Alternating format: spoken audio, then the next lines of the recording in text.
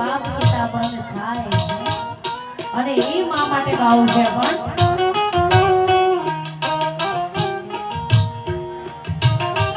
એવા